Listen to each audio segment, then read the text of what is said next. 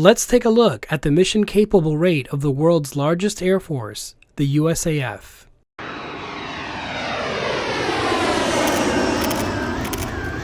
Recently, the United States Air Force released its mission capable rates for 2019.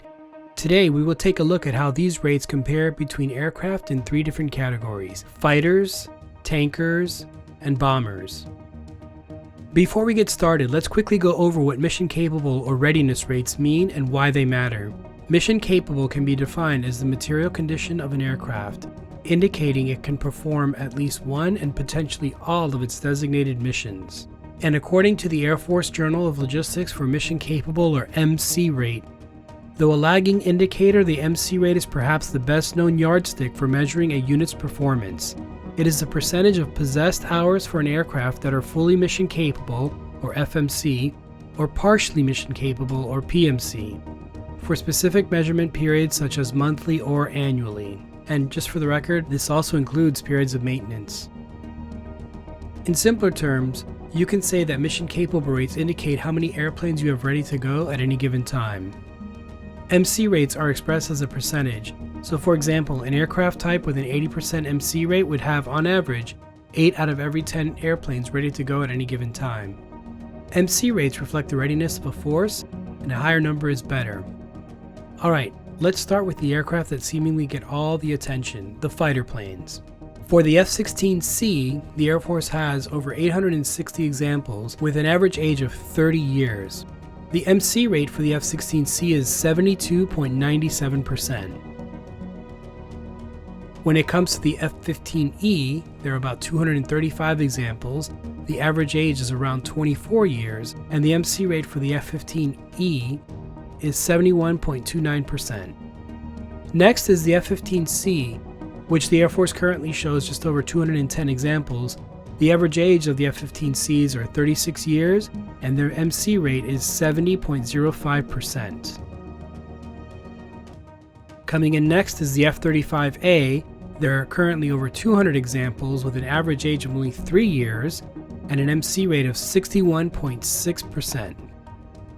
And finally, there's the F-22 with 185 examples and an average age of about 13 years. The MC rate for the F-22 is 50.57%. Given its technical complexity and stealth characteristics, you would naturally expect the F-22 to have a lower MC rate than the F-16C.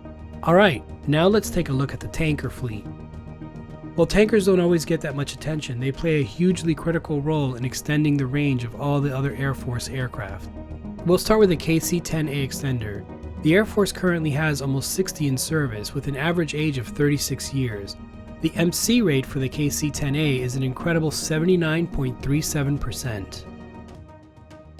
Next we have the KC-135R straddle tanker. Combined with the KC-135T, the Air Force maintains almost 400 examples, which have an average age of 60 years. What's amazing is that as old as these airplanes are, they still maintain an average MC rate of about 72%.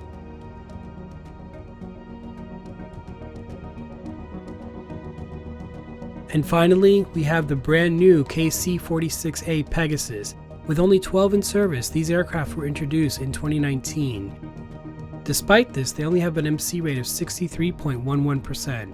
I'm sure part of this is due to growing pains. However, it's kind of surprising to see such a low number for a relatively new aircraft. It's incredible that the KC-135s, being so old, have such a great service record. It's going to make these much harder to get rid of or retire anytime soon. And finally, let's talk about the bombers. The Air Force today maintains about 75 B-52H models with an average age of 59 years and an MC rate of a very respectable 65.73%. Next is the B-1B Lancer. With about 60 flying examples today and an average age of 33 years, these bombers have an MC rate of 46.42%. And finally, the newest bombers in the fleet, the B-2A Spirit. The Air Force has 20 of these with an average age of 26 years and an MC rate of 60.47%. It's incredible that the B-52s are the oldest bombers in the fleet and boast the best MC rate. With planned engine upgrades in the works, the B-52s will likely serve for 100 years, an incredible and unprecedented number for any aircraft, let alone a bomber.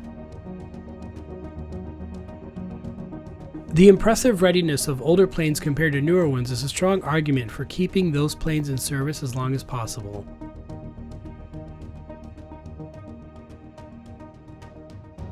There's a couple of ways of looking at this. An F-15 on average will be more ready to fly and fight while the F-22 is stuck in hangar awaiting maintenance. Something else to consider though is how effective is one F-22 versus 3 F-15s, or one F-22 versus 3 or 4 F-16s.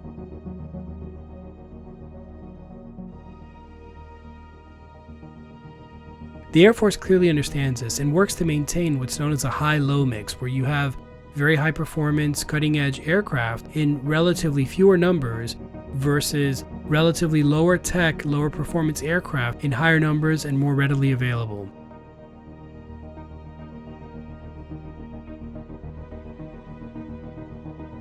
You can say that there are distinct advantages of having moderately available, high-performance, cutting-edge aircraft versus more readily available, lower-performing or lower-tech aircraft.